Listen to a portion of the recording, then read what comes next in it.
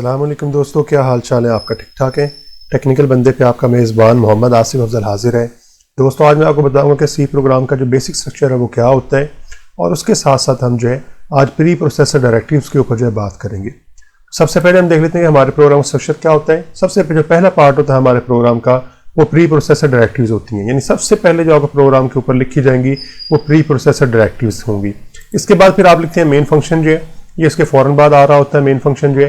Pre processor directives में हमारे पास काफ़ी सारी डायरेक्टिव्स हो सकती हैं, लेकिन उन सबको लिखने के बाद जो है फिर हम मेन फंक्शन को लिखते हैं। और इसके बाद हमारे पास जो है बॉडी ऑफ मेन फंक्शन आ जाएगी, यानी मेन फंक्शन के जितने भी हमारे पास आगे जो स्टेटमेंट्स हमने इंक्लूड करनी होगी मेन फंक्शन के अंदर जो है उसकी बॉडी में हम लिख दिया करेंगे। अभी हम उस डिटेल में नहीं जाते कि हम उसे किस तरह से लिखेंगे किस तरह से नहीं लिखेंगे, लेकिन हम नेक्स्ट अपने लेक्चर के अंदर जो है इस पर भी बात कर लेंगे। और उसके बाद हमारे पास अदर फंक्शंस आ सकते हैं, या अदर जो कोडिंग हमारे पास होती है वो आगे फिर बाद में आ सकती है। अगर हम बात करें तो मेन जो है हमारे पास वो तीन पार्ट ही होते हैं, pre processor directives, main function और बॉडी ऑफ मेन फंक्शन जो है। लेकिन चूंकि जब हमने आगे जाके जो है इसे एक्सपेंड करना है, जो है हमने मल्टीपल फंक्शंस लिखने हैं, तो फिर हम अदर फंक्शन जो है वो भी इंक्लूड किया करेंगे, वो हम मेन के बाद आमतौर पे इंक्लूड किया करेंगे। इसलिए मैंने यहाँ पे आपको बता दिया है कि मेन के बाद हम अदर फंक्शन जो है वो लिख सकते हैं। लेकिन आज जो है वो हम सारे पार्ट्स के ऊपर बात नहीं करेंगे, बल्कि सिर्फ हम जो है प्री प्रोसेसर डायरेक्टिव्स के ऊपर जो बात करेंगे कि प्री प्रोसेसर डायरेक्टिव जो है ये क्या होती हैं, ये कैसे काम करती हैं, और इनके अंदर जो है वो क्या कुछ हो सकता है। मेनली हमारे पास जो प्री प्रोसेसर डायरेक्टिव है वो इंक्लूड है, आज हम उस पर ही मेन बात करेंगे। ओके जी, प्री प्रोसेसर डायरेक्टिव्स की हम बात करते हैं तो सबसे पहले देख लेते हैं कि हमारे पास जो है प्री प्रोसेसर जो है वो होता क्या है। एक बात आपको बताता चलूँ वो ये है कि सी के अंदर जो है प्री प्रोसेसर जो है एक प्रोग्राम ही होता है, और ये आपके सी कंपाइलर का एक हिस्सा ही होता है।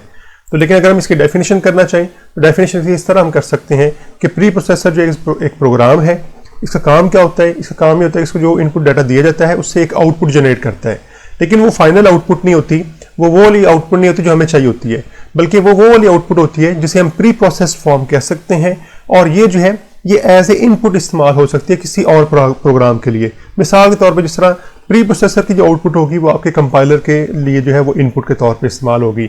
और चूंकि मैंने आपको बता दिया है कि कंपाइलर का जो है एक पार्ट है प्री प्रोसेसर, तो पहले प्री प्रोसेसर अपना काम करेगा, इसे हम कुछ इनपुट देंगे, उसके मुताबिक कुछ आउटपुट जनरेट करेगा, लेकिन वो आउटपुट जो होगी वो फिर याद रखिए वो सोर्स प्रोग्राम ही होगा, यानी वो प्रोग्राम जो हमने लिखा होता है उसी तरह का कुछ जो है वो इंस्ट्रक्शन होंगी, और वो फिर सारी इंस्ट्रक्शन जो है वो आपके कंपाइलर को मिल जाएंगी और कंपाइलर उनके ऊपर जो है काम स्टार्ट करेगा।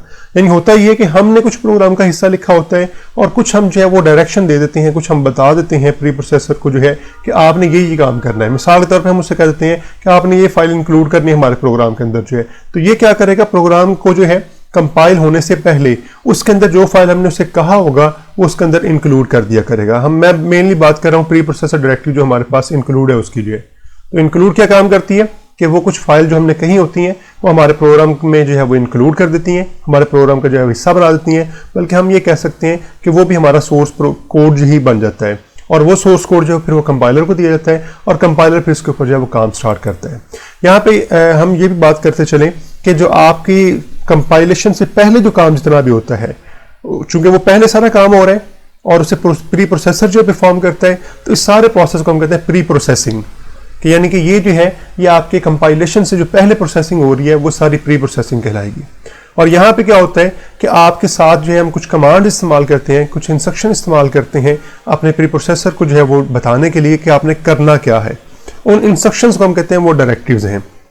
जिस तरह यहाँ पे लिखा हुआ है कि डायरेक्टिव्स जो हैं वो कुछ स्पेशल इंस्ट्रक्शंस हैं जो प्री प्रोसेसर को बता रही होती है आपने करना क्या है, तो इसलिए फिर हम इनको कहते हैं ये प्री प्रोसेसर डायरेक्टिव्स हैं। अगर आपको जो है वो अगर आपने कोई प्रोग्राम देखा हुआ तो आपने देखा होगा उसके सबसे पहले जो है हमारे पास प्री प्रोसेसर डायरेक्टिव्स होते हैं। जिस तरह मैंने भी अभी आपको बताया कि आपके प्रोग्राम स्ट्रक्चर जो होता है उसमें सबसे पहले जो है सबसे जो पहला पार्ट होता है प्रोग्राम का वो प्री प्रोसेसर डायरेक्टिव्स होती हैं। और ये जो कमांड्स होती हैं ये फिर बता रहा हूँ आपको जो है प्री प्रोसेसर के लिए कमांड होती हैं। प्री प्रोसेसर ने क्या करना होता है कि जो काम हमने उससे कहा होता है वो उसने कंपाइलेशन से पहले वो परफॉर्म करना होता है, वो परफॉर्म करेगा और फिर उसके बाद आपकी कंपाइलेशन जो स्टार्ट होगी।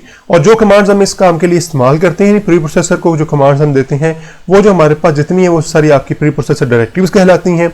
और वो जो डायरेक्टिव्स हैं वो हमेशा आपके जो है वो हैश के सिंबल के साथ जो है वो स्टार्ट हुआ करेंगे, या आप इसे साइन का सिंबल कह लें, हैश सिंबल कह लें, हमेशा इसके साथ जो है स्टार्ट हुआ करेंगी।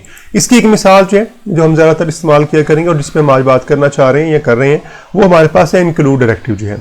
ये क्या बताती है प्री प्रोसेसर को, यानी वो प्रोग्राम जो है प्री प्रोसेसर उसको बताती है कि भाई मैंने ये जो आगे फाइल लिखी हुई है, आपने क्या करना है, आपने इस फाइल को जो है इस प्रोग्राम के कोड के अंदर शामिल कर देना है। यानी फर्ज कर लें हमने जो कोड लिखा था वो 5 लाइन का था और जो हमने फाइल कहीं इंक्लूड करो उसमें जो है वो 10 लाइन्स हैं, तो हमारा प्रोग्राम की जो टोटल लाइन्स बन जाएंगी वो फिर 15 लाइन्स बन जाएंगी। और कंपाइलर के पास सिर्फ 5 लाइन नहीं जाएंगी जो हमने लिखी है, बल्कि जो हमने जो फाइल इंक्लूड की थी 10 लाइन उसके भी शामिल होकर कंपाइलर के पास फिर वो 15 लाइन जाएंगी और कंपाइलर जो है फिर उन 15 लाइन को जो है वो कंपाइल करके फिर आगे काम करेगा। तो उम्मीद है आपको समझ आ गई होगी। यहाँ पे एक बात आपको और बताता चलूँ कि हमारे पास इंक्लूड के अलावा और भी जो है प्री प्रोसेसर डायरेक्टिव्स हैं, उनमें हमारे पास जो है वो डिफाइन है, उनमें हमारे पास मैक्रोज हैं डिफरेंट किस्म के जो है, तो हम उनको भी इस्तेमाल करते हुए जो है अपने प्री प्रोसेसर प्रोग्राम को जो है इंस्ट्रक्शन दे सकते हैं। तो ये सारी जो हमने डिस्कशन की है, ये सारी हमारी आज जो है प्री प्रोसेसर डायरेक्टरीज के ऊपर फोकस थी। उम्मीद है आपको समझ आ गई होगी। वीडियो को ज़रूर लाइक कर दीजिएगा और अगर अभी तक आपने मेरा चैनल सब्सक्राइब नहीं किया तो प्लीज़ मेरे चैनल को सब्सक्राइब कर दें और साथ में लगे बेल के आइकन को ज़रूर प्रेस कर दीजिएगा ताकि मेरे आने वाली नई जितनी भी वीडियोज़ हैं उनके नोटिफिकेशन आप तक वक्त पे पहुँचते रहें। ओके जी, मिलते हैं अपने नेक्स्ट वीडियो के अंदर।